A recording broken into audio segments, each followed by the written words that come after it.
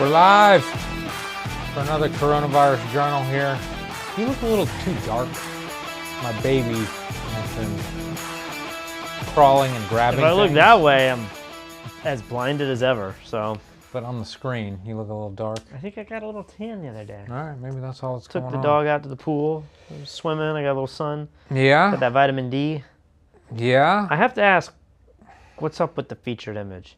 You're about to find out. I feel like I'm about to be trolled here. Like You are about to find out, my friend. Oh, okay. Well, we shall see. Maybe that's where we should begin. In case you guys missed last week's episode.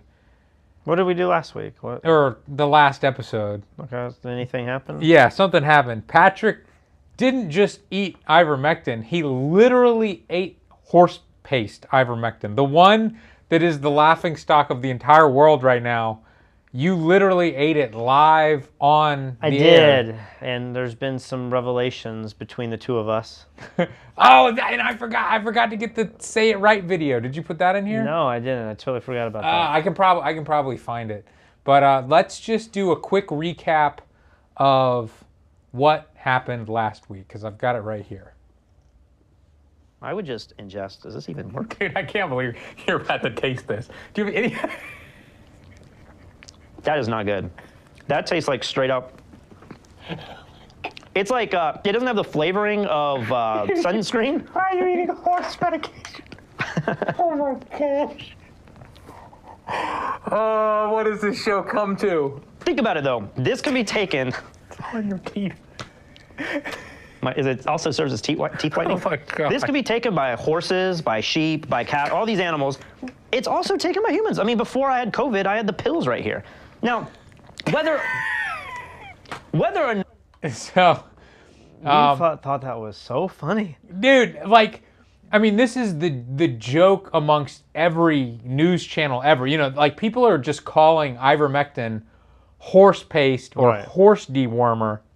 And then a lot of people who believe in ivermectin are getting mad at the news agencies because they're like, people aren't actually taking the horse medication. They're getting the straight human medication, but you actually ate the horse medication. I did in that clip, yeah, but like I didn't when I had COVID. I mean, is that better or worse? What? You were just eating the horse paste for absolutely no reason. Well, I haven't had time to look into this, but I do have the box here, and there were some of these that had other ingredients in it that might have been. It's hard to say if it's dangerous or not, but this one just has only the ivermectin paste in it.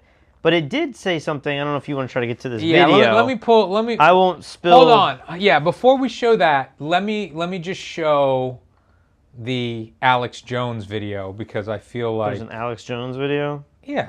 Of course there's an Alex Jones video. Of course there's an Alex Jones video. Overhead shot, please. You know what this is? This is ivermectin for humans that won a Nobel Prize as an antiviral. And this is inhalable, or these are the tablet steroids. So let me show you. I was going to do this anyways earlier. See this? See this, Fauci? See this, Bill Gates? I'm going to kill those prions, you bastard murderers. You're going to hit me with a bioweapon, you monster. You want to suppress me? You want to kill me, you son of a bitch? You goddamn demon? You think I'm easy to kill? Oh, no. Think I'm going to roll over to your crap? Uh-oh. They're shutting us down now. No. And Joe Rogan kicked your murdering ass, too. You'd love to bury him, too, you little monster maggot. He's in this National Geographic piece about, oh, I don't usually deal with my enemies right away. I get them later. Yeah, you creep up on him with a poison injection, dressed up in a lab coat, you little Joseph Mengele. Dude, just Nuremberg Code violent. Him makes my throat hurt so bad. I feel like I just smoked a pack of cigarettes. I mean, how does it make you feel that you and Alex Jones are taking ivermectin live on the air to prove a point? Yeah, we're 1 in a million, but I feel like worldwide, billions of people have taken ivermectin. Well, let's just wrap up here with him taking this. Okay. Sit around and laugh at us? Medical doctors gave that to me. It is incredible. It helped my family. It helped me. It helped everybody. And it's approved for humans for all sorts of viral stuff. But that murderer Fauci doesn't want you to know because he wants the planet for himself and he wants you dead. Man, he's What, like a Fauci? We televangelist. ain't rolling over and dying This guy's so crazy, man. Like, I don't want to be so in the same easily, boat as you him, little but- murderer. I don't know what is going on with my screen record here. I Yeah, hope. something's bad. Yeah, Yeah, I hope my I other think your ones computer are might have a okay. virus. A virus ivermectin's not going to be able to cure. It seems like it. But I mean, we were just talking to a doctor here, and and people in the chat are bringing it up too. It won a Nobel Peace Prize. It's I don't know if it's the Peace Prize, but it won a Nobel Prize for medicine. It also is in the I think the World Health Organization's 100 most important drugs for humanity. What's so funny, the idea though that it's just for animals and like it's just for worms is just not true. I mean, they use it for all kinds of things. I mean, at the core, it's also an anti-inflammatory drug. And I think that's where some of the scientists that believe in ivermectin would say that it's helping to reduce inflammation, which is a huge part of the final stages of people dying. Is you know, when this cascading effect happens, you know, in your lungs or elsewhere, you're having an inflammation reaction. Yeah. Or that's a component of it, at least. I mean, if you go, my dad's always like, make sure you look up NIH, National Institute for Health. If you type in NIH ivermectin, one of the top articles is an article about ivermectin and COVID. And when you read the article, it sounds like it has uses for COVID. Yeah, that's a little bit. I don't even want to know what you're trying to find. I'm trying to find this video. I'm having the hardest time. I mean, that's got to be it right there, right? Yeah, maybe this is it. Yeah, this is it. Okay, this is pretty funny. This is pretty funny. Now, just keep in mind, everyone, that Patrick literally ate horse paste last week, and this girl is talking about the horse paste.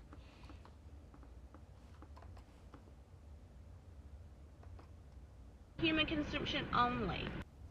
That's not what it says. What is going on? You added- You are messing this whole show up. What the fuck? Did they censor this video? No. Oh, it just keeps getting quiet.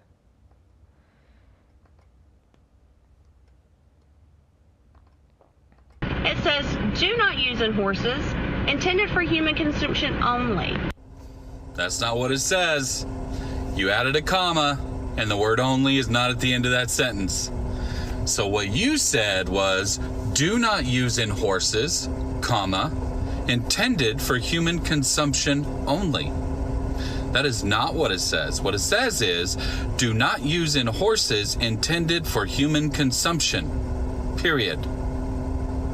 Now what that means is, don't use it on a horse you intend to eat. In some countries, they eat horses. And the medication is so bad for humans that you shouldn't even eat the animal that you've given it to. Read it right. Read it right. So I sent this to you the second I saw it because I was hysterically laughing in bed. And then you looked at your horse pill It's in the package. pill. Say it right. Yeah, horse paste. This is the paste. And it says the same thing. Do not give to horses you plan to consume. Do not use in horses intended for human consumption. And I want to have, I don't want to have more time. I have all the time in the world, I guess. But I did not take the time to research that. But somebody that we were talking to about this said that maybe it's that ivermectin has like a certain half-life before it's broken down by your body.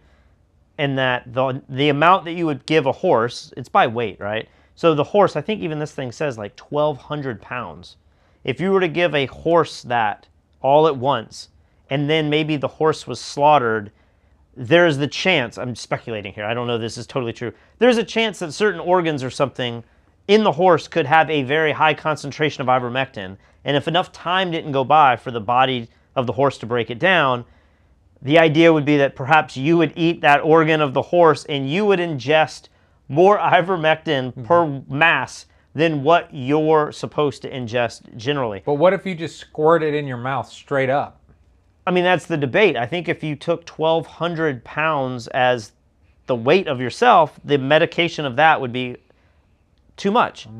I still don't think that would be an overdose case. I mean, you can go look at the files on how much a lethal dose is for ivermectin, and it is a massive amount.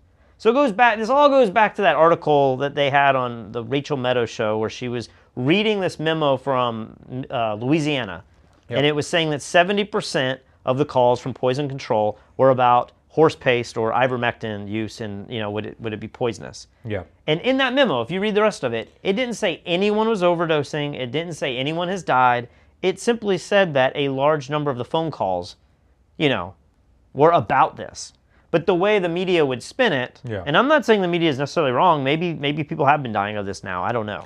I just look at that memo, and it's like the media would make you believe that like you will die if you ingest this because look at the poison control. Yeah. But it does have that warning on the label. Now, what that means, I don't know. Maybe somebody out there is capable of explaining it. But I would assume that there's probably, I mean, we don't eat human meat, but I assume like fish or something, mercury content. I'm sure there's things that like we could ingest where if you were to give a warning label for like a wild coyote, it would be like, do not eat a human who has had too much, I don't know what it would be, but too much hydroxychloroquine, too much prednisone, too much Viagra, like any number of things I'm sure would not be healthy to eat if you have ingested it yourself. Mm-hmm. But the idea that this is so poisonous, I agree. That seems a little... Yeah, I just think it's crazy that you didn't just eat ivermectin. You ate what the butt of every joke is in the world right now. You ate the horse paste from a Tractor Supply store. I'm fucking badass, man. What do you want me to say? Do you want to prove how badass you are? I mean, no. I mean, I don't... It tastes bad. You're not that badass. No, but I mean... You were badass last week, but not this week. Well, the one that I bought, I went down to the Tractor Supply store here in Umacow and had to speak like through the Translate app, and he had the bottle with the syringe, and so he's pulling pure ivermectin out, which because I couldn't get a hold of the pills. I had the pills. I left them in Charleston. My dad was like, "If you need these, have them." I don't know. We don't have any here, and so like, when you come down with COVID and you test positive. Maybe we'll talk about Joe Rogan because I feel like this just happened with him. When you test positive for COVID, in your mind you're thinking, is there a chance I could die? And if so, I'm going to take every single possible thing that I could that's not going to kill me. And ivermectin is not a drug that's going to kill you. So if you could get over it quicker or it could prevent you from going to the hospital, I mean, I don't know, you haven't had COVID yet, but when you get COVID, especially when you get it right after getting the vaccine and you're not really sure if it's going to work. I'm going to be running for the horse paste. I don't know. I think you'd be surprised at like maybe how you feel. My parents had a case of COVID in their office and they went from being like, it's really not a big deal, to all of a sudden like they 180'd it, and my parents were like, she has to warn everybody and we got to close the practice down, and like how could she be so irresponsible?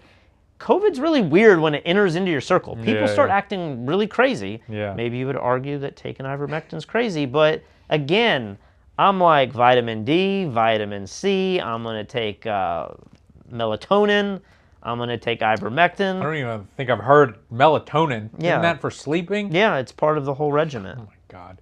Wyatt Ryan gave a super chat. He says, ivermectin has shown to reduce sperm count.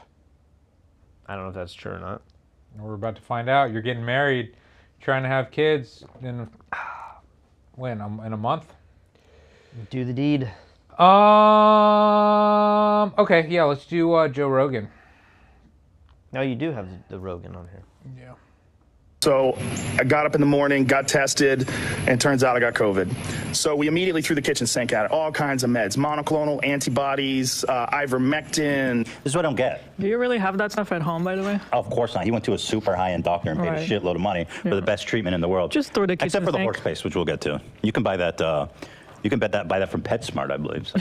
No, actually, I think Tractor Supply. Although it was sold out when I. Oh, for real, Tractor Supply? Yeah, that's kind of. Tractor? Tractor. That's the name of a store.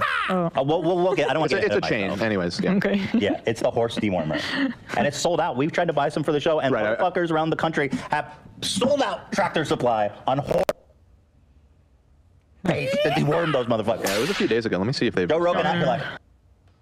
Is this the file itself, or something going wrong with our system here? All the videos that you've queued up, they're all gonna do this? Yeah, I guess they are. I don't know. I mean, that's a good screenshot to stop on, you know. You get the basic idea. So, to be fair to their show, they do mention that ivermectin is for people and it's an important drug and blah, blah, blah, blah, blah. But I do think people take it a little bit too far, because it has to be 99.999% of people eat the normal human ivermectin. You just broke the mold when you actually ate the horse paste. I mean, to some degree, ivermectin's ivermectin. You know, if you're getting the right amount of weight for your body weight, it's But like, you didn't measure it. You just well, took a nibble. It has it in there. I mean, if you go, somebody in here was talking about the FLCCC website.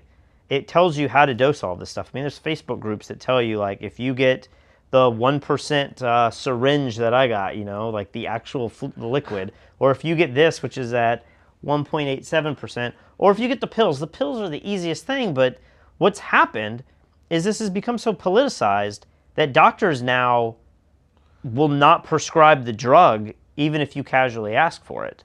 Yeah, so we were speaking with a physician just the other day. He is convinced, and I'm not saying that I necessarily believe this, I don't know, but he is convinced that India was able to basically, you know, destroy the COVID outbreak with ivermectin. And India said they were going to give it to their entire adult population. They have been. I mean, that's where my dad had to order the pills, because he literally could not get them from pharmacies in the U.S. So he sent me Indian pills of ivermectin. So I tried to do a little bit of research on this, and it is a little strange. It appears to have been wiped from YouTube. You know how YouTube, they've been public about saying we're going to wipe stuff that is anti-science or whatever. I assume luckily this show is 100%. They're probably pulling this show as we speak. They're wiping it as we film it live. So you were looking for videos that show, like, maybe ivermectin was the reason that India came out? Yeah, I just wanted to see news channels about Indian people eating ivermectin. You know, that's what I couldn't find anything. So I found this one article, and you guys can see it in the description. I added it to the description. And it's basically like this fact check of, did India beat COVID by giving people hydroxychloroquine and ivermectin? And I was like, oh, perfect. This is exactly what I'm looking for. And the only way that I found it, I sound like a QAnon, was I had to go on DuckDuckGo. I couldn't even find it on the front of Google. But as I read this article, it's basically like, yeah, there was a huge spike in India, but, you know, scientists have done tests and we haven't really been able to prove that ivermectin does anything. Yeah. But then they never explained how India was able to just collapse that huge spike. Well, why don't you pull up the curve and the numbers so that we can see? Here's the problem it's crazy. Here's the problem I have with the India story. And I don't know if I think ivermectin works or not. I don't know. I just know that it's not very dangerous to take in the doses that they recommend. And so if I were to get COVID, which I did, I'm going to kind of do what Joe Rogan did and take everything within my means of, you know, to combat it. But what I don't understand about the narrative is that I heard that India was taking it prophylactically, and yet all of these people still got COVID, right? It wasn't that they took ivermectin during this peak. I've been talking about ivermectin for like a good year now. The understanding I had was that India was taking it, and a lot of South American countries as well, were taking ivermectin well before they even got COVID. So then how do you explain, I guess you could say, you can take it prophylactically and still catch COVID and still test positive, which would result in these massive numbers here on the screen, but that you won't die from it, you know? But a lot of people would suggest that ivermectin will prevent you from even getting COVID, right? That clearly didn't happen in India's case here. There's I don't know. I mean, you could say that Indian people were taking it prophylactically, but there's no way that it was 100% of the population. And I could definitely imagine, and I am imagining, I certainly don't know, I couldn't find these statistics, But I could imagine everything starts getting out of hand. It starts becoming really scary, and everybody runs out and gets whatever medication they can. There's no vaccines available, and so they start taking ivermectin. I don't know. But there was a physician that we just spoke to who was convinced. He's like, look at that spike. You don't see that spike anywhere else in the world, that fell off that quick. We'll do this live on the show. Pull that graph back up, and let's look at that spike, and then pick another country where, go to Italy. Look at what Italy's spike did when they got over. Did the spikes not fall off at the same sort of rate? I don't know what these spikes look like. Well, let's find out. I mean, these are starting to look a little more rolling in the general, worldwide population, but... And somebody's saying, I mean, I've heard this argument too, you can't trust India's figures. They are 10 to 20x off. Yeah. And I think even the physician acknowledged that. Yeah, but he was like, if they were 10x off, and you still, I made this argument the last show or two. If you look at how many deaths there were in India, and then you look at how many people there are in India who have come down with COVID, I mean, we're talking such huge numbers that their population size kind of diminishes the curve. Yeah. Because there's just so many people. And if you sort by India, cases or deaths per million, yeah, India falls way down there to where maybe they could absorb a 10x multiplier and still be doing better than a lot of other countries. Absolutely. Gosh, it's slow to load. So India has 316 deaths per million, and we agree that's probably not accurate. But I guess if you 10x that would now be 3,000 deaths per million. Yeah, so that's certainly not. And that you can't 10x it, so. Italy is at 2,000. But looking at the charts, you could say, all right, well, India's numbers down here. Do the seven. I like to do the 7-day moving average just to see like a really clean line. This is Italy. Okay, that's Italy's daily cases? Yeah. And now you're going to do India's daily cases. Yeah. And I mean, that's just a huge difference. Again, I don't know what the hell I'm talking about, but I mean, it definitely plateaus where this is like up and then down. Yeah. So I don't know, but it is kind of crazy. I watch CNN, and CNN, they exclusively call it horse dewormer. They will never call it ivermectin, even when they specifically know somebody got the human version pill of ivermectin. They still call it horse dewormer. How does that make you feel, though? Like, it's really strange. I feel like, a lot of people point at Fox News, but when you see stuff like that on CNN, I'm losing so much faith in all of our media. Yeah. Like, sometimes we play devil's advocate. Sometimes we do crazy stuff like take the horse paste. But don't say we. I mean, I'm sure you've done some crazy stuff over this show, too. Never you've have. made some crazy claims.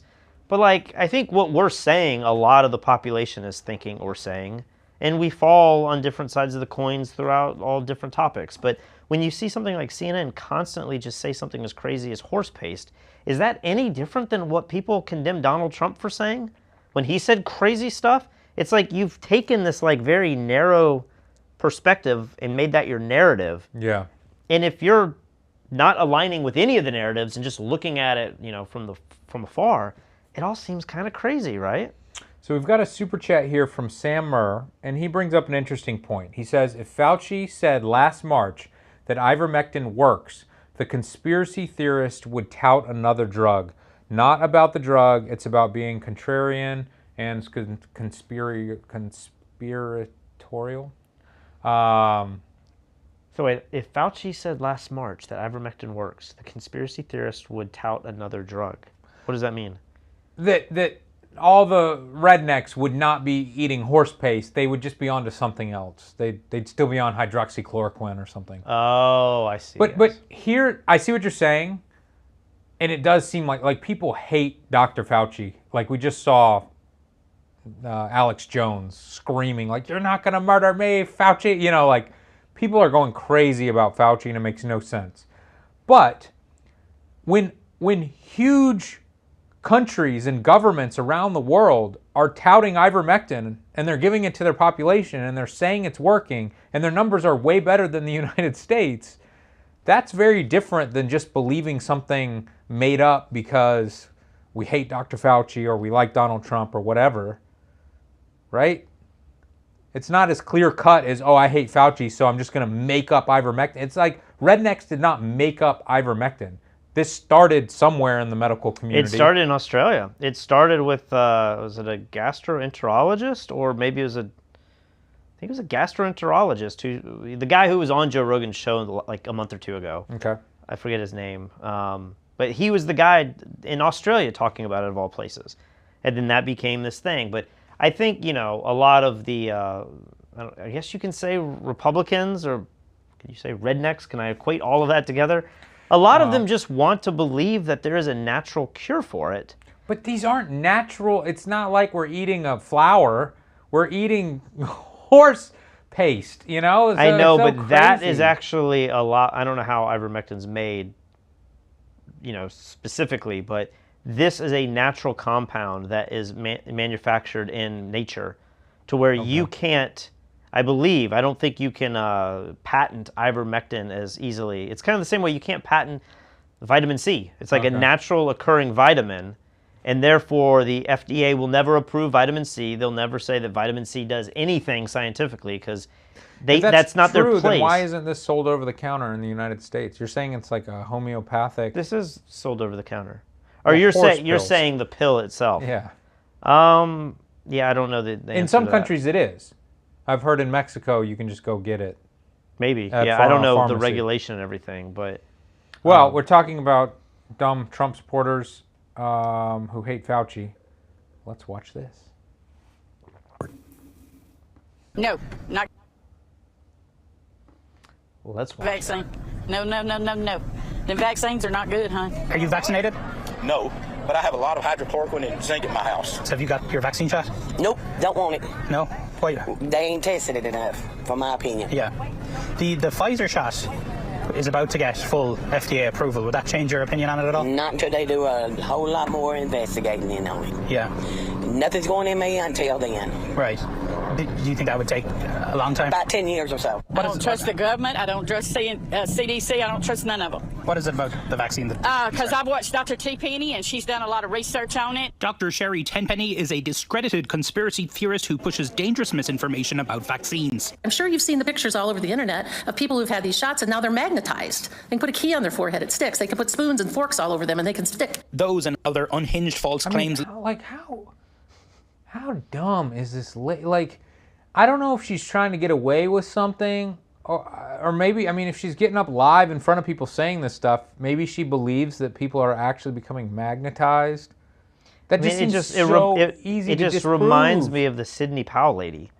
It's like a similar thing, right? Like, are they really believing this stuff to where they'll put their lives and careers on the line? This lady seems stupid. Every time I watch Sidney Powell, she at least seems intelligent, and then she says dumb stuff, and then they're like, show me the proof, and she's like, it's coming, and then she seems kind of dumb too. But this lady's literally saying that you can get magnetized and put spoons on your body and it sticks. That's so easy to disprove. I just don't understand. And then, oh, this is a funny clip here. Landed Tenpenny on a list known as the Disinformation Dozen, super spreaders of COVID misinformation. These 12 people are out there giving misinformation. Anyone listening to it is getting hurt by it. It's killing people.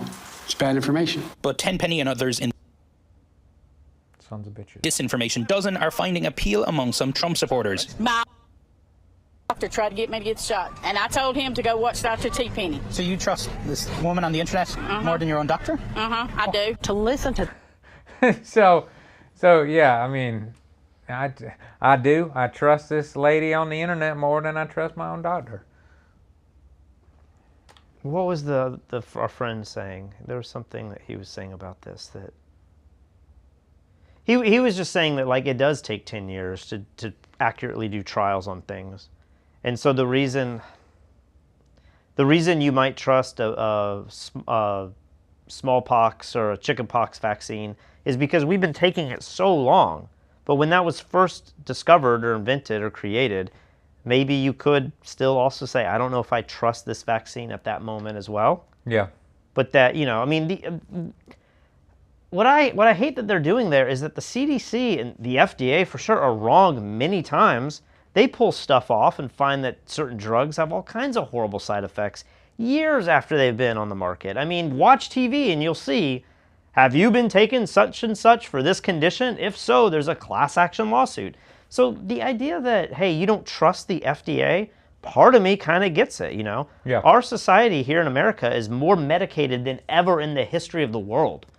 And there could be an argument that, like, maybe we are doing something really dangerous to our bodies, and that's why we have so many crazy conditions and so many people are being prescribed more medication than ever, is because, like, maybe this stuff isn't healthy, but it's just healthy enough that our Food and Drug Administration says, hey, we're good to take it. But then what happens 5 years, 10 years later when you find out that it isn't?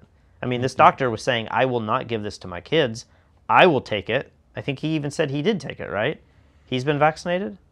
Or did he not tell? He didn't disclose that? I got the vibe he was not. Okay. But he was like, I definitely will not give it to my kids. And there's a lot of people that feel that way. Yeah. And I mean, you have a kid. How do you feel? Like, if you had to give Nolan, would you give him the vaccine? I think it just comes down to a statistics thing, But enough time hasn't even gone by yet, right? Sure, but I think there's enough time for us to look at the statistics on infants and how many of them are going to the hospital or dying from COVID. Okay. I think it's really low, but I saw some stat in a news article. You saw what? A news stat. Oh, news stat. In an article that I think I got a.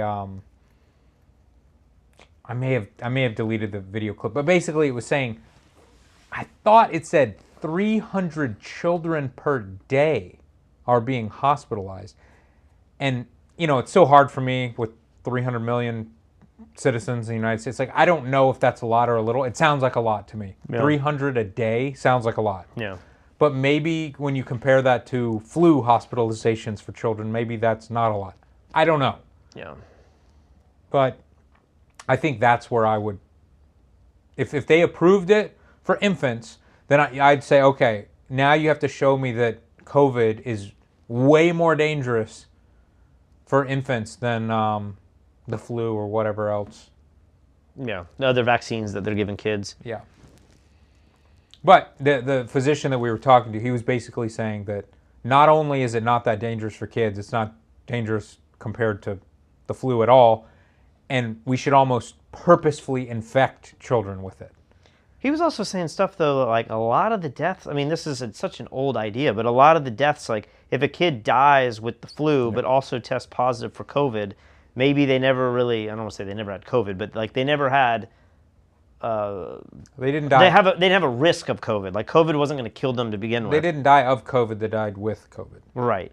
And we've been talking about that since the beginning of this whole pandemic, right? Right. And then he brought up something else that I have failed to look up. But he said that it was like the FDA or somebody, in our government has come out and said that the blood tests or the swabs, I don't know, the COVID test, we got to look into this. Somebody in the live chat, look into this.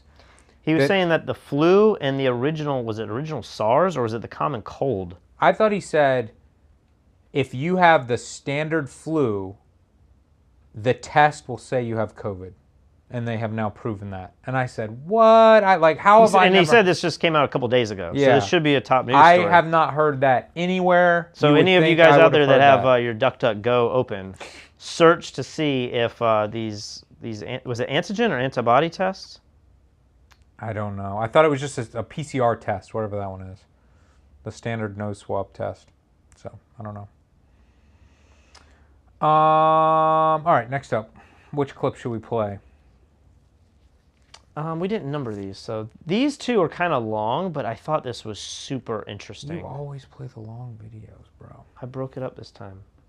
A bombshell study released last week shows those previously infected with SARS-CoV-2 have natural immunity that offers 13 times more protection against the Delta variant than vaccination alone.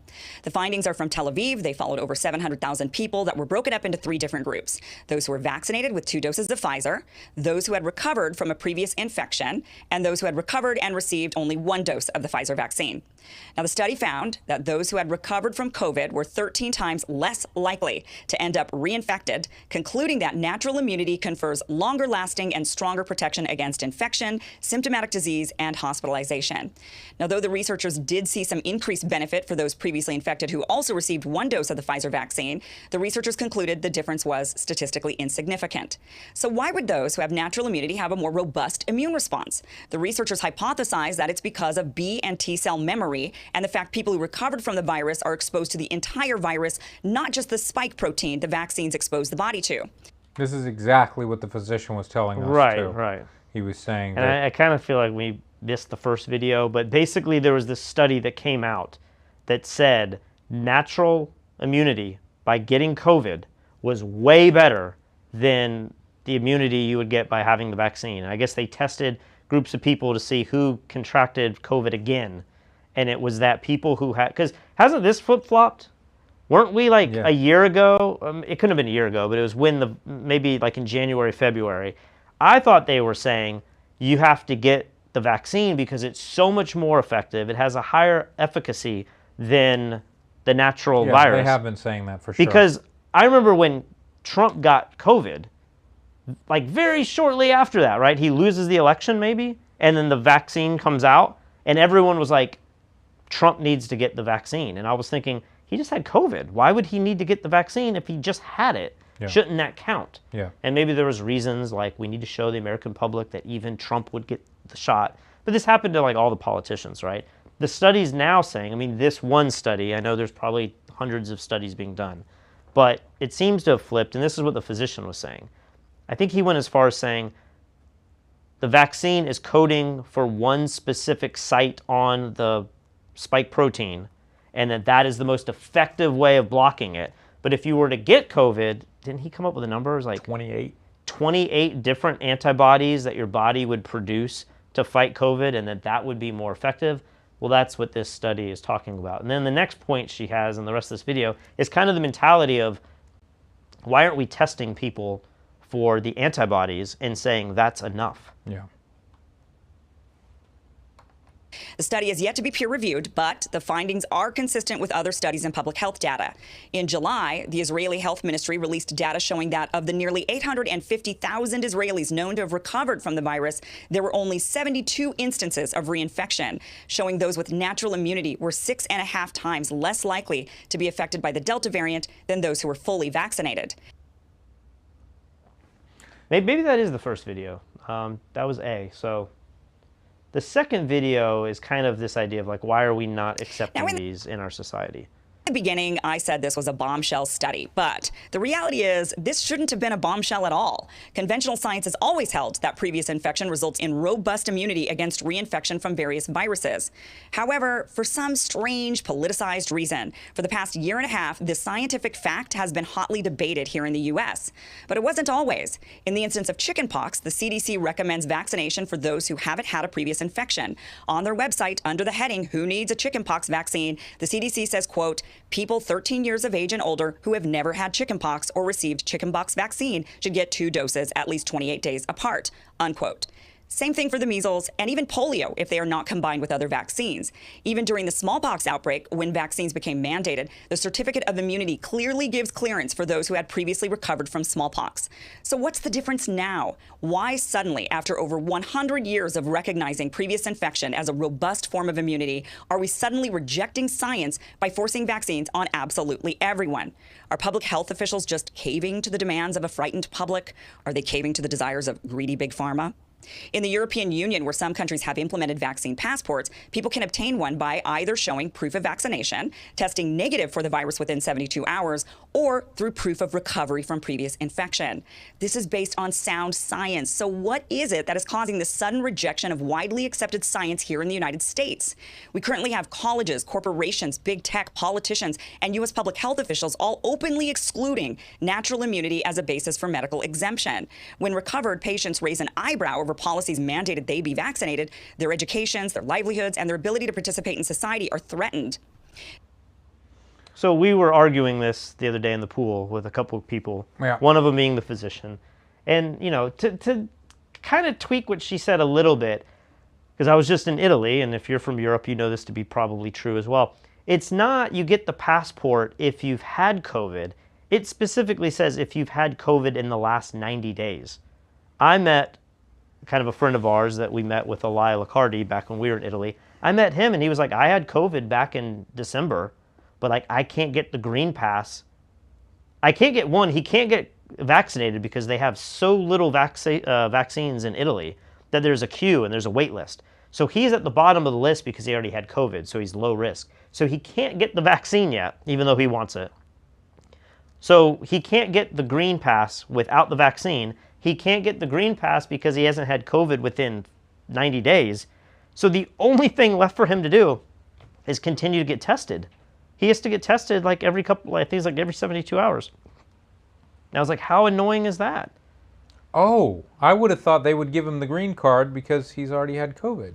It specifically says 90 days. Now, maybe different parts of Europe have different rules, but when I was there, now maybe they've changed, the green card came out, the green pass came out while I was there. Yeah. But it said, here's the qualifications. Luckily, I had the vaccine card, and you're an American with this certificate. Everyone just kind of looked at us and were like, sure, you're fine. But if you lived in Italy at that moment, he's like, I can't get the vaccine, so I can't check off that box, and I haven't had COVID in the last 90 days. Wow. And so my thought is, these studies are hinting at like maybe your body, your B and T cells could produce the antibodies, even though they've been flushed out. I mean, that's kind of another argument. You would take the test, let's say you take the antibody test, and you come up 0, because it's been 8 months since you've had COVID. But that's still not to say that like maybe your body wouldn't naturally produce the antibodies instantly when reintroduced to the virus. I mean, that's how our body attacks most things. Yeah.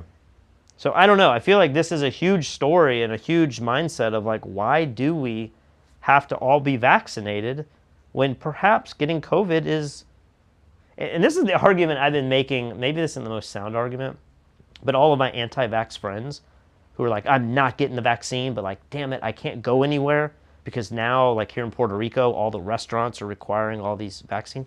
Part of me is just like, dude, why don't you just get COVID? Like, get COVID, get the antibodies, have a stronger immune system afterwards. But you still can't get into the restaurants. I mean, you can't, but I feel like you would feel like what? You would qualify for the if you lived in Italy. The 90 days. If you lived in Italy. Well, yeah. we don't live in Italy. I don't know if you know this, but we live in Puerto Rico. I don't know. I feel like everybody's getting COVID, vaccinated or not. I think you're going to get COVID eventually. Probably. We're all going to get COVID, and so I don't know. I just think they should be accepting COVID as a legit way of moving forward. Yeah. But we're not.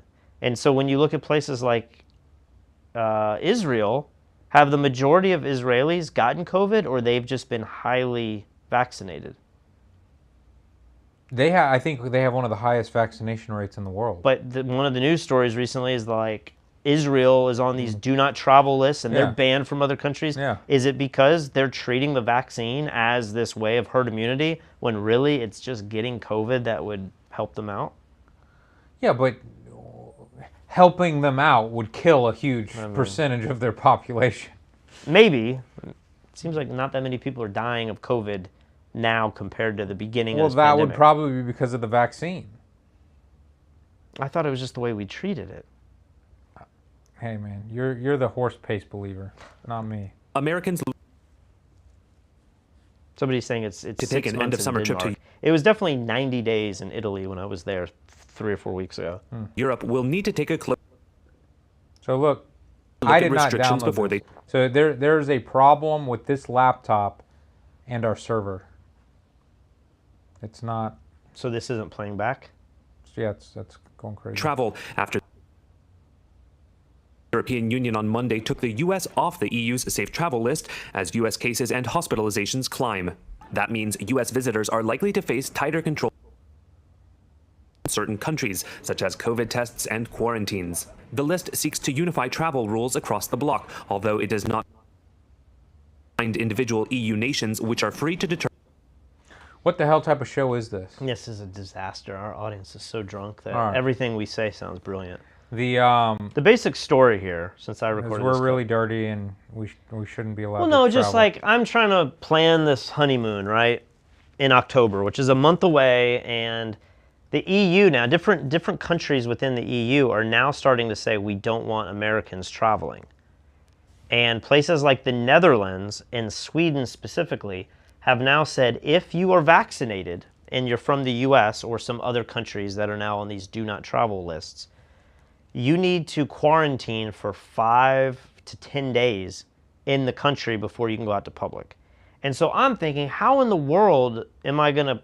That's torture, dude. How am I going to plan a honeymoon when I want to go to Amsterdam and I have to stay there for 10 days? But then what makes it a little more confusing is all of the EU countries aren't on the same page. So France, this video said France has no restrictions. So we wanted to go to Paris. So I'm like, why don't I go to Paris and then a few other places, and then after 10 days, can I then just take a train into the Netherlands and I'm not coming from the US? And if I am, I've done 10 days of quarantine. It just gets really complicated. Yeah. And then what happens when France decides we want to quarantine U.S. citizens the day we arrive, and I'm stuck in some hotel?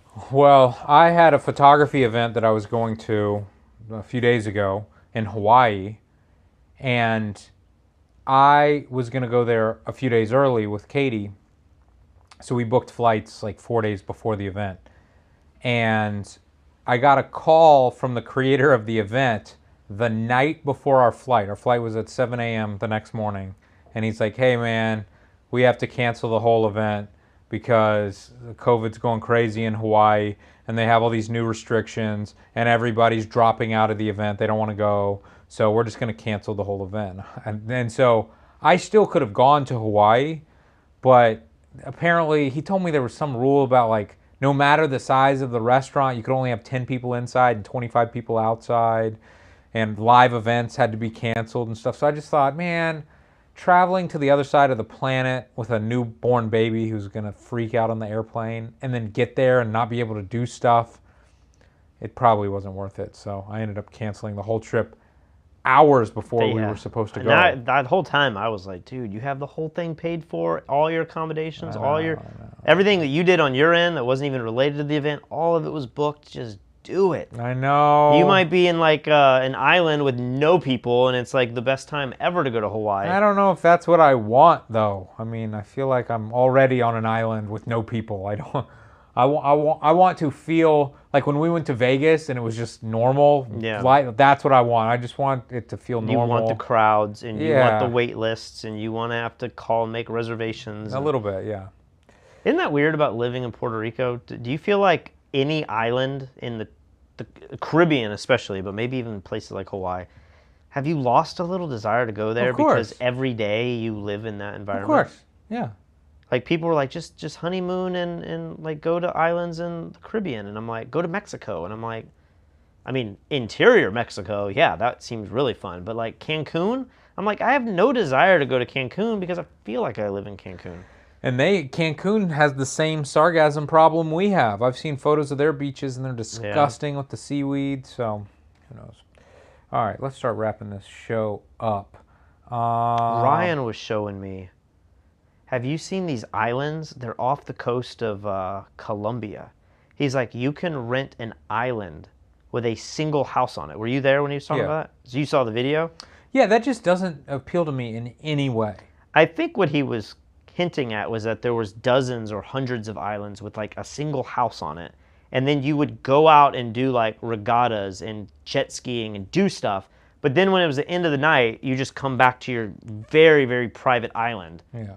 And he was like, it's like $1,000 a night or something. It didn't seem like that crazy. For the picture he showed, I was like, that literally looks like an island the size of this little studio space with a house on it. I mean, it was probably a little bigger than that, but you get the idea. It was, it's kind of like Dubai. Yeah, he where said he did it with a group of 8 people or whatever. I could see that being a little bit more fun, but if I was just stuck in a small house on an island with nothing to do with one person for days, I'd just feel like I'd be so bored. I'd want to go out and do stuff, but you're trapped on this island. But maybe that's me. All right, unemployment. Federal funds meant to ease the economic shock of the pandemic are coming to an end tomorrow. Deborah Alfarone is at the White House with how this will impact millions of Americans. Deborah, good evening. Good evening, Jerika. And yeah, it looks like there's going to be no last minute save for these pandemic benefits at the White House here as we roll into the end of summer, the unofficial end, that is. And it's all because of the Delta variant that's erasing gains and eroding hope. Less money, more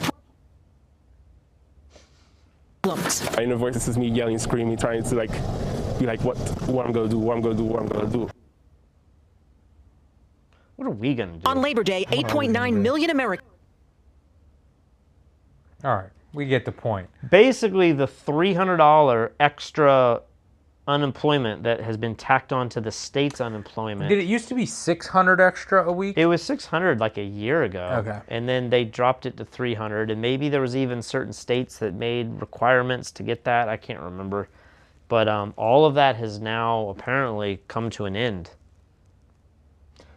So unemployment as a whole isn't necessarily ending, but maybe federally.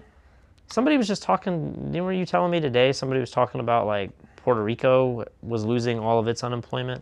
Maybe this is what it was the level of unemployment. Yeah, somebody on Fox News got in trouble because he was like, if you're not hungry, like you're not going to go wanting to hunt or whatever. Basically saying we're incentivizing people to be lazy and not work or whatever, and everybody's outraged by what this guy said, but maybe, it wasn't the most tactful way of saying it, but of course that's what's happening. I mean, here in Puerto Rico, the average wages are so low. We were just talking with somebody today who was saying that you can make double to quadruple your income by not working and taking unemployment during this virus than working a normal job in Puerto Rico. So everyone quit, like all the restaurant workers, all the people who do stuff, like even if you're a skilled laborer and you update homes or whatever, nobody want to do it because, if you can make double or triple to just sit at home or go on vacation or travel the world, do anything you want, of course people are going to do that. And, these people online who act so outraged, like, what, you want them to risk their lives and blah, blah, blah. Like, yeah, we all, and the thing is that all these people who have willingly taken unemployment, they are not sitting at home for 2 years. No, right. They're all partying just like all of us are. We're at the pool, we're going to the beach, we're going to the restaurants, we're going to the bars. Like, yeah, maybe we were sitting at home for the first 6 months or whatever, and then everybody was over it, and now everybody's back to their lives. So yeah, if you pay people to stay home, everyone's going to want to stay home. That's just human nature. I'm not blaming anyone. We pay people not to work. We're not paying them to stay home, is what you're saying. Yeah, exactly. So I think you can't just give people free money forever and expect them to they'll just go back to work when they feel like it. I keep thinking this big moment of reckoning is coming to where, and I've been saying this for the whole pandemic, but I don't think economically we've even begun to see. We've seen some things with like cars are insane, computers, graphics cards, supply chains. There's a lot of people in this neighborhood that they make and sell things on Amazon, and they know the cost of a container off a ship, and they're like, it is quadrupled in price, and it's at the point now where it's not even worth doing it. I've heard people say like some of the garbage that comes out of China that's sold at like the dollar stores, like little crappy doodad things, like water bottles and sponges, like all this stuff. It's like so expensive to produce right now that there's going to be this huge shortage. Maybe there already is a huge shortage, or maybe the dollar stores now are $2 or $3 instead of whatever they were. Yeah. But this is this and like the rent situation, the mortgage forbearance. Like once all of that starts to really play out, and we've gotten past giving people money and telling people you don't have to pay anything. I just feel like there is got to be something coming that, because life hasn't really been that bad. Yeah. I mean, it's been bad. Don't get me wrong. Like, people have been out of work. People have been, choosing, do I go back to work or stay at home and take care of my kid? Like really hard decisions you have to make. But nothing like what it feels like this pandemic really should have caused. I mean, I could see there being massive riots, not like, racial riots, but like riots because I don't have food.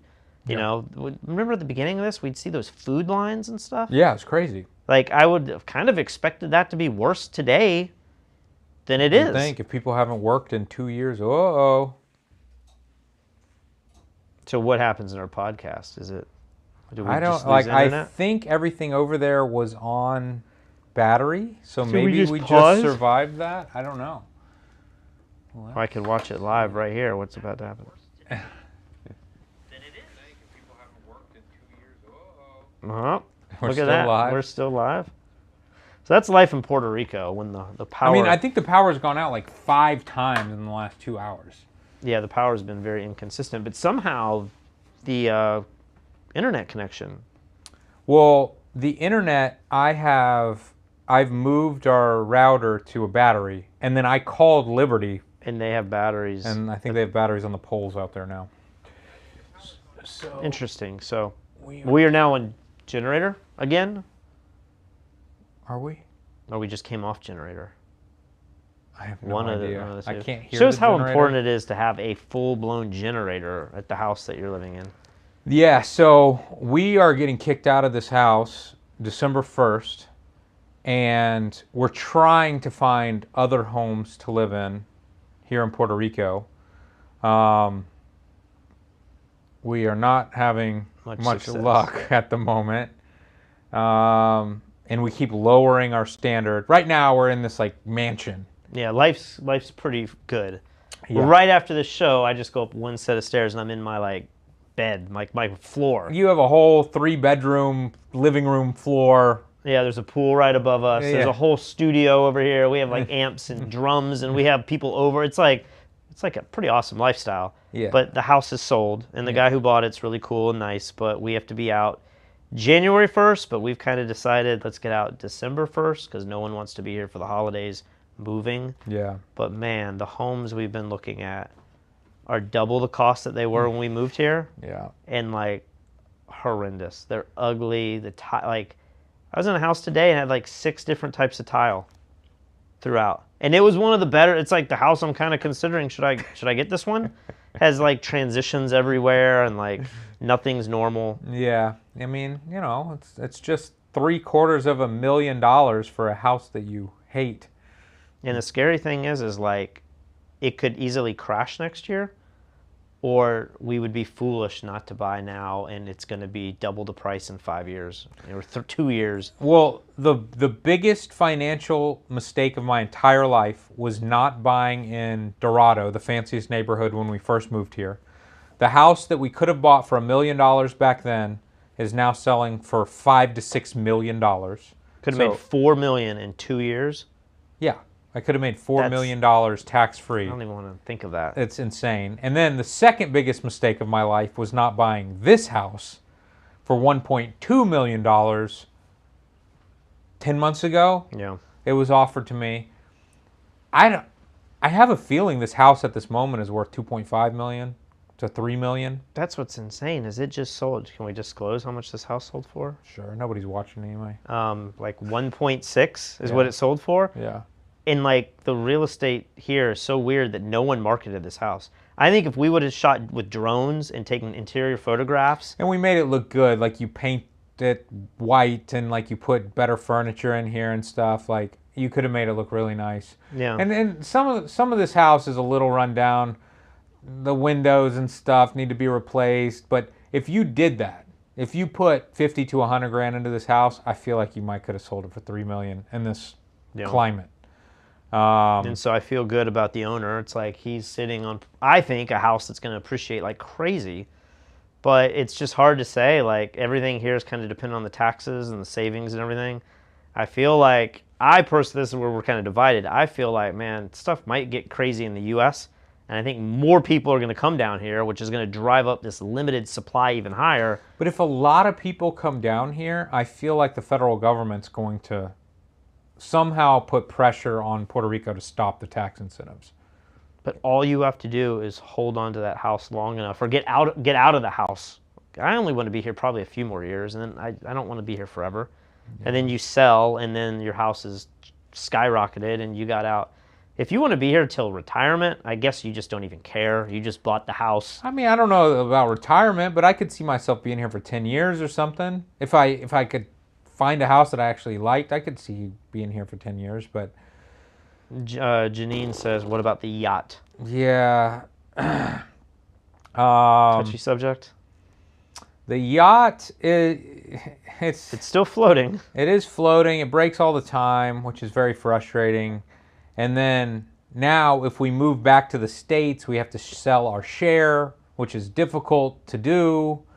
And so if we move back to the States, I will highly, highly regret buying the yacht. If we stay here, then... You gotta still take advantage of it. Yeah, we'll still be using it. Yeah.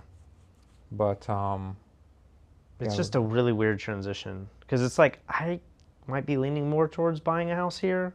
It's kind of what my gut's telling me to do. It's what my gut's telling me to do, really? Too. Yeah. Oh, I feel like you're like, man, I'm done with Puerto Rico. We're just moving back. I don't need to... My bottom line is that I just want to like the house that I'm living in. See, I'm beyond that. I'm like, no house here.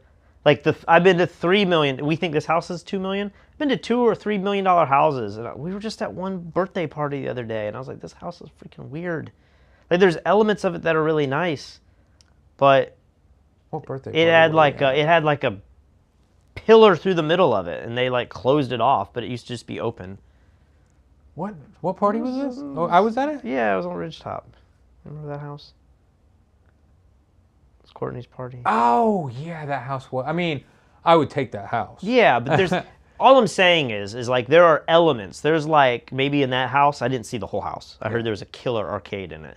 But like 20 or 30% of the home that's very visible, like the kitchen area, you're like, man, this is really weird. This feels like something a college would build for their cafeteria. Yes. But it's not something you would want in your $3 million house that's like yours. Yeah. I don't need like weird columns that don't serve any purpose and actually kind of block the view, you know? I don't want my big living room where I want couches and a TV to be in this weird corner where other stuff is kind of blocking, you know?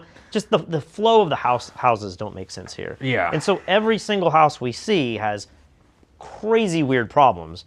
And I'm just at the point where I'm like, yeah, maybe I'm going to buy one of these weird houses, but my expectation's really low. I just want to be able to cool my house and get it cold. Which is hard in many cases because none of the homes are insulated. The windows all have open. Sealed windows. They all have these louvered windows where they open up, so there's little holes everywhere. So I just want my AC to work. I want a generator.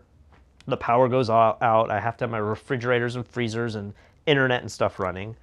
And then I just want like space to work, you know, but that's the problem is we can't find... I'm kind of thinking about buying a house with a garage and I just simply make the garage maybe the live set.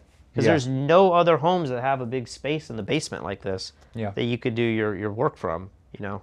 Yeah. So I don't know. It's like the most stressful thing. And then I got this wedding coming up and I want to be like really positive and excited about it. But it's also like, it's just all this stuff's weighing on me. The honeymoon, we already talked about trying to travel. And then now I know like 2.5 months, all of this has to be packed up and we have to be out of this house and we're going to be homeless. Like this is probably the most stressed I've been in my life, I think. It's like, I don't know. And the nice, we have places we can go to. Yeah. We're not homeless, but I just don't want to be off the island trying to like purchase. There's people here purchasing houses sight unseen. They're buying $1 million homes that they've never stepped foot in, paying in cash. And you know, this has been happening in America. I mean, we've had friends buying houses and I'm like, dude, that is crazy how expensive that house is. And it needs all this renovation. But here it's just a little, like everything's like amplified even more, you know? And it's just a weird market. But will it correct or is it going to keep going up? I feel like the neighborhood in general is better every year. There's more and more people moving. Yeah. There's cooler things going on. There's more interesting people to socialize with or learn from. This neighborhood is very unique. It's gigantic. I mean, there's like 15 restaurants in this neighborhood. It's huge. But as far as I know, this neighborhood has been going downhill for almost 30 years. So it peaked in the 90s. It was the place in Puerto Rico in the 90s. The federal government cut a bunch of tax incentives for these huge corporations that were down here, and they all just left the island immediately. And the real estate in this neighborhood plummeted. And then 2008 happened, it plummeted more, and then Maria happened, it plummeted more. So even though the prices have, in some cases, doubled, we are still not back to the prices of these homes in the 90s. Some of them, though, like the houses we looked at today were always like 250, right? I don't 300 know. max? That guy, remember that guy that we met who said he lived here for 35 years or whatever? Yeah. I thought he told me those houses were $800,000 in the 90s. It was like millions of dollars in the 90s for that house. And these are not nice houses. I know you guys are like, oh, William Patrick rich people problems. Like, no, these are not multi-million dollar houses. Yeah. They're like concrete bunkers.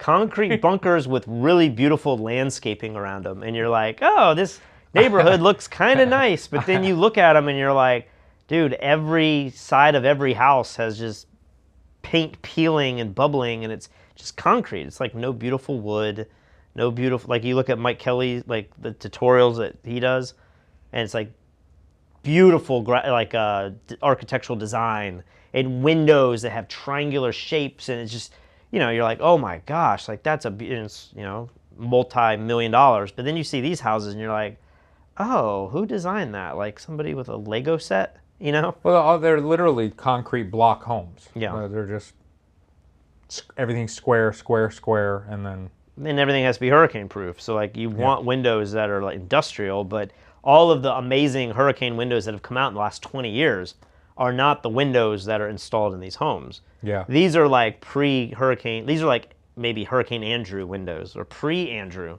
These are like windows from the 80s, 90s in many cases. Yeah. And you're like, all right, you can buy nicer hurricane windows that are just all glass that will withhold Category 5 winds. But nobody wanted to invest in homes that were plummeting in value for the last 3 decades. Yeah. So very few people updated their homes in this neighborhood. The neighborhood kept going down, down, down. And then now with this explosion of people moving here, everyone's trying to renovate their homes now. There's no workers to do it. Maybe there is now that the unemployment's getting cut off. I don't know. But, gosh, it's just, who would have thought a worldwide pandemic would cause a global housing boom?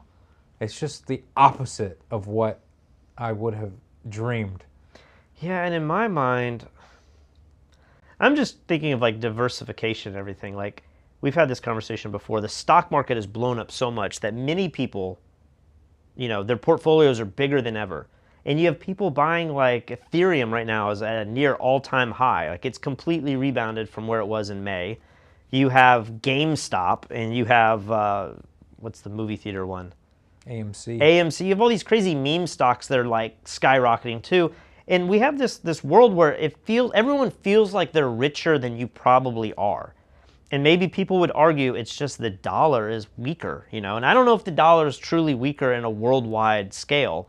But, you know, these stocks can't possibly be worth what they really are worth. It doesn't matter what the dollar's worth compared to other currencies. It matters what you can buy with the dollar. And if you can only buy half of a house now or half of a car, you've lost 50% of your money. Wasn't somebody telling you that, like, a Burger King, like, Yeah, I was talking to Pi the other day, and he was like, hey, hold on, let me order some food. And then he comes back on the phone, and he's like, dude, it was over $13 for a Big Mac or Whopper meal. And he's like, don't tell me, you know, inflation isn't rampant. There's no way that this cost $13 last year. You know, I thought it was like $7 or something. Well, they call inflation the silent tax. Yeah. And so I don't know. I'm just thinking, like, is it good to have all of your investments in a portfolio and you watch that balloon up and you think, man, I'm so smart. Meanwhile, everyone's doing that. Or maybe now is some time to take some money out of some crypto and out of some stocks and, like, buy a real property that might still be inflated. And in this market, it's weird because the property is totally based on the tax savings that is Puerto Rico. But like, maybe it's time to diversify a little bit more, you know, and own like different things. If the market crashes, at least you still own a house.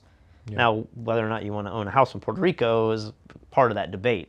But, you know, I think you've seen so many corporations going out and buying homes, and it just feels like, you know, maybe that's why the boom is happening. That's one narrative. People want places to work out of. People want places that are nicer if you're going to be stuck indoors from COVID. Let's say that's true. Then why aren't the crappy houses cheaper?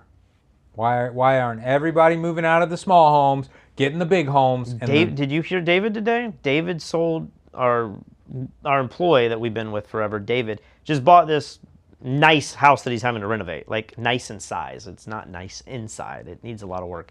But his little tiny, I mean, did he buy a house that was like... It was under 100,000. 100,000. He just threw a price out there that was like several 20, 30, 40 grand more than he thought. It sold in 2 days. And then the appraisal and everything never came back and lowered it. He was expecting them to like renegotiate down or for the price to be lower. It sold for the asking price. And his house, was it a 1 or 2 bedroom? It was like a pretty small home. 2 bedroom, 1 bath. Yeah, he bought it for under 100 a few years ago, and then he sold it for 200 and something this year. So you're saying like why are people leaving crappy homes and moving into nicer homes and upgrading? You would think there'd be a surplus of crappy homes. Yeah. But maybe it's just people that have always rented are finally now saying like, I got to get out of this rental situation and buy, like, isn't it just a wave of like the next? Well, then rent should be going down, but rent's going up.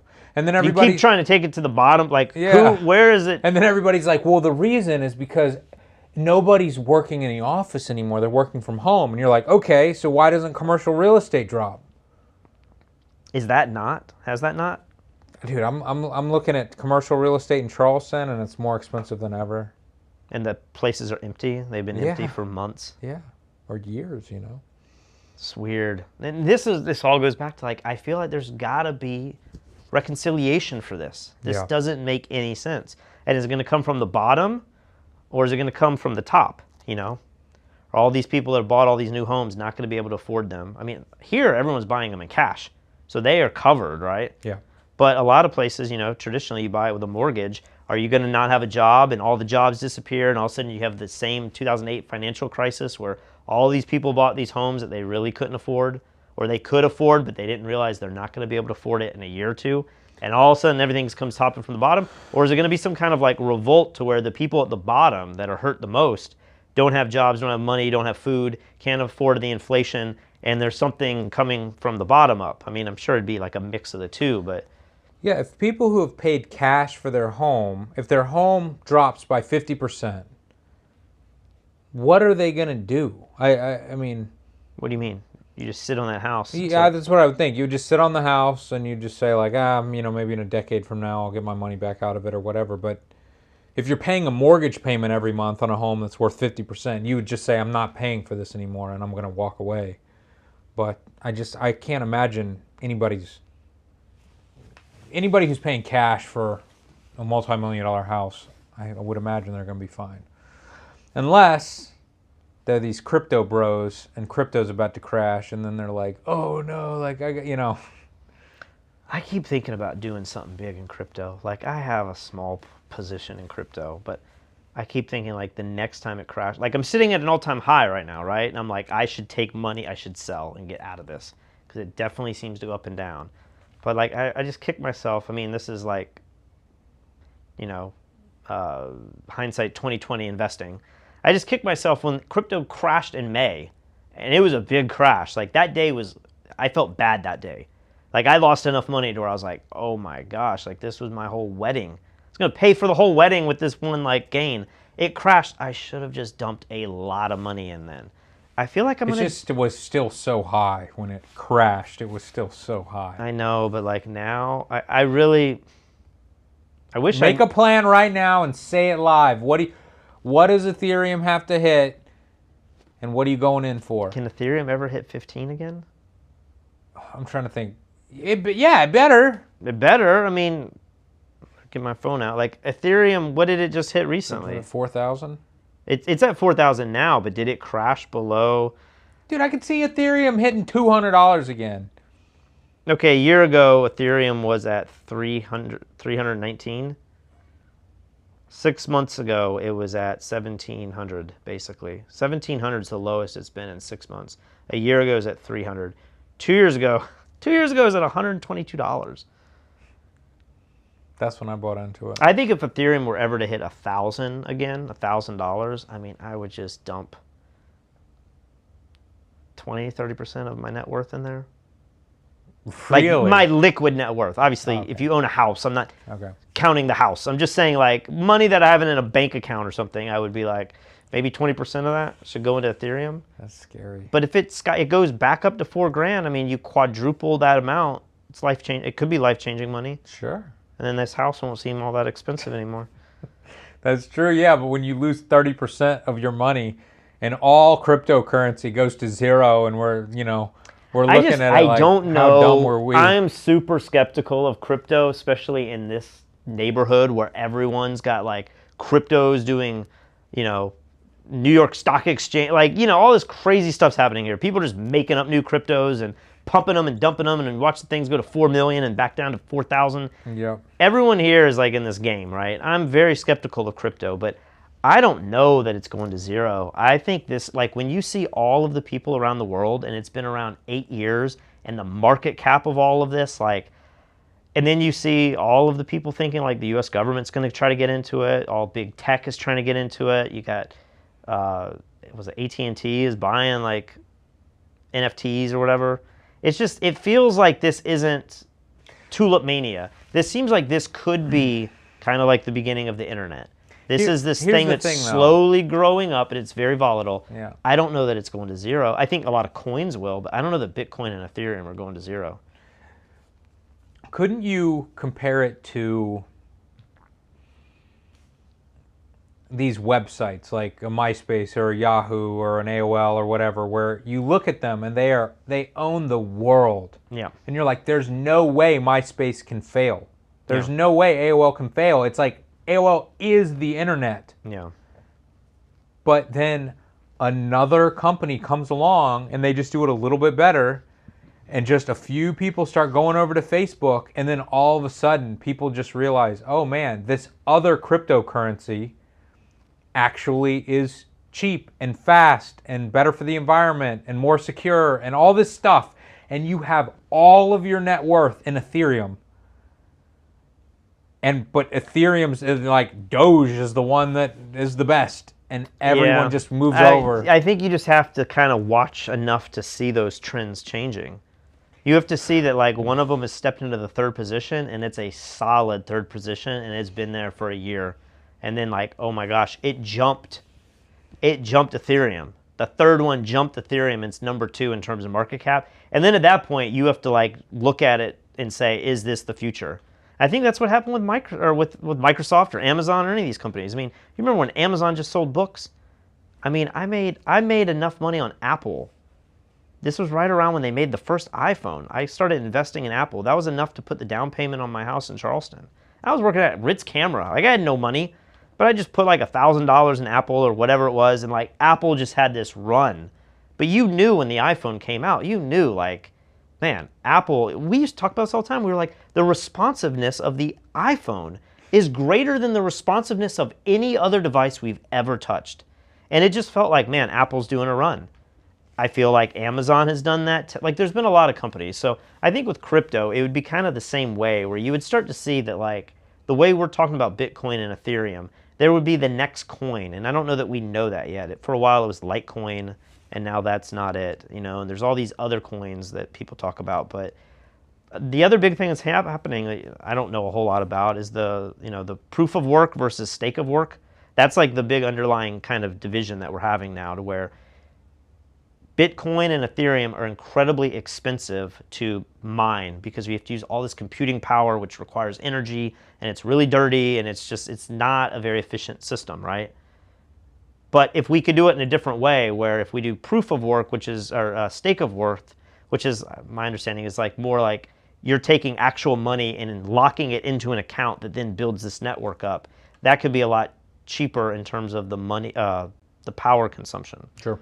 And so I think Ethereum's like on its way to doing that. They call it like Ethereum 2.0, where it will stop being this mining with energy and more of this investing with staking things to the network.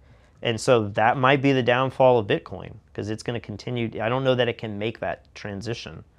I don't know. I don't know enough about this stuff, but yeah. This is just the very basic. This is like talking about AOL not being, your internet service provider anymore, and you're going to go to some other local company that does it. It's like you start to see that change where AOL is now the laughingstock. Facebook or MySpace is now kind of the laughingstock, and Facebook's taking off. But when MySpace failed and Facebook won, you still had a long time. I mean, I would argue you're still good investing in Facebook today. Facebook's still going up and up. I mean, it's one of the best stocks I bought last year. Yeah. And so you have time. I don't think it's going to be like overnight. What could be overnight would be our governments like cracking down on it. And that is the big unknown. Like what would happen if it's just illegal? I think I was talking to a friend of ours here about XRP, Ripple. Ripple was like the crypto coin that was supposed to be embraced by all these banks. And then maybe a year or two ago, the SEC came down and said that the way that people are trading Ripple, it falls into a certain category where it should be taxed or whatnot. That lawsuit is kind of like wrapping up right now. And they're making it sound like the SEC is not going to win this court case. So they're dragging it out, and it's like, all of these dates that should be hitting right now are not coming out. And this will wrap up next year potentially.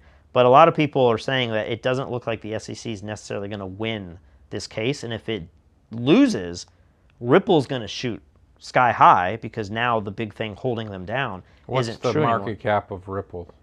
I don't know. I mean, I could look up what billions as well. I mean, the interesting thing is here. I mean, obviously, Ripple is the 6th largest cryptocurrency right now. $64 billion. Of course, $64 billion. You have Bitcoin at $990 billion. Ethereum is about half of that, $460. Cardano is $92. Binance Coin is number 4, which is kind of crazy. Then Tether, then Ripple. And where's Doge at? Doge is number 8. Doge is another one where it has these like ridiculous meme movements where it's at 30 cents right now. Part of me thinks if Doge ever went to like, I don't know, just like 20 cents, put some money in that, because it will hit 60. Doge is always going to have that meme mentality of, will it hit $1? And I don't know if it actually statistically like can hit $1. The market cap of that might be so insane. But I kind of feel like Doge will hit 60 cents again. And if you bought at 20, it's going to be 3 times your money. I mean, it'll keep going up until it doesn't, and then it will go to 0. But you don't think Doge is such a laughing stock of the cryptocurrency and such a meme stock that it will always be? I kind of wonder if GameStop is that now. Will GameStop ever? I mean, it'll go to 0 in like the next generation. But all the people that are holding GameStop today, will it ever be able to truly go to 0 in the next 5 to 10 years? I think everyone, including you, have forgotten what blood in the streets truly looks like with these crashes. When our economy starts going down for years straight, every month you have money in anything, it's dropping, and crypto's dropping to like 95% losses, 99% losses. People are going to sell because they have to pay rent this month, And we have, I would say most of my friends in the States have some crypto, for fun. Yeah. They have some crypto. Most of my friends here in Puerto Rico, it's all they have. They've moved. A few of my friends, it's 100% of their net worth is in Bitcoin. And that's not necessarily even their job. Yeah. Their job is they're like influencers or the top of level of some skill. Yes. And they are taking all of that income and converting it into crypto. And I just feel like hopefully they're smarter than me when it comes to, protecting this stuff, and maybe they got on the keys or whatever, but I got a lot of money. I don't even know that you got to protect it from, you're talking about protecting it from like actually being stolen. Yeah. I'm saying protecting it from a crash. Yeah, that too. But that seems to be the bigger fear. I don't know how much to trust Coinbase or whatever and all these crypto apps and stuff, but Puerto Rico, if crypto drops 95%, our neighborhood is going to change a lot. San Juan is going to change a lot. Dorado is going to change a lot. People will be complaining on Facebook in the States. Here, people will lose everything. Yeah. You can't, I mean, that's just foolish. I mean, I think a lot of our friends here are foolish people. If they truly have that much in it, you know. But you could say so like far, 10 or 20%. So far, they're killing it. Like it's been the smartest decision ever. So, who knows? Yeah. Wow. We had this conversation in the car the other day, like how many people talk about GameStop? It's to the moon, and like the average person on these, Reddit and stuff. I mean, how much money do you think they have in there? Like $10, $100, $1,000. Like the amount of money that they're making doesn't seem to really be life-changing amounts of money. But there's this narrative that everyone's taking this unemployment and these stimulus checks and just dumping it into the stock market or dumping it into Wall Street bets, meme stocks or cryptocurrency. But I just don't know how that narrative holds up because I feel like you still need money to live. So if you're getting $300 extra from the government, you're putting that in your cryptocurrency portfolio. Maybe that becomes $1,000, but you still need more than $1,000 to survive on any given month, right? I would assume. So I just don't understand how people are even surviving on that. I don't know how the whole market. That's true. I don't know how the whole market is propped up by all these like normal working class people who are taking. I don't believe that. I mean, that seems. I mean, you turn on like any mainstream financial show, and that seems to be what they're saying. I mean, with my limited understanding of all of this, it seems to me like the federal government is buying all the bonds, or the Fed is buying all the bonds, so there's no interest rates. It's not worth putting your money in bonds. The dollar is inflating like crazy, so the only place to put your money is in stocks and in cryptocurrency right now, and everybody's just running to that, and then because everybody's doing it, it's just pumping it up more until it doesn't anymore. And it's going to be crazy when it pops. But I certainly thought it would have popped a long time ago, so don't listen to me. Yeah. Well, you've not been investing at all for many years now. No. I put a bunch of money in gold, and gold's gone down.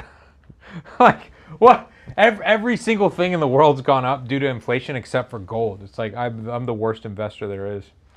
Well, sorry for that random rant about a bunch of nonsense probably, but our media player is not playing our videos very well, so... Any new super chats or anything, or we're kind of done? I think it's time to go to bed. Yeah, I am tired.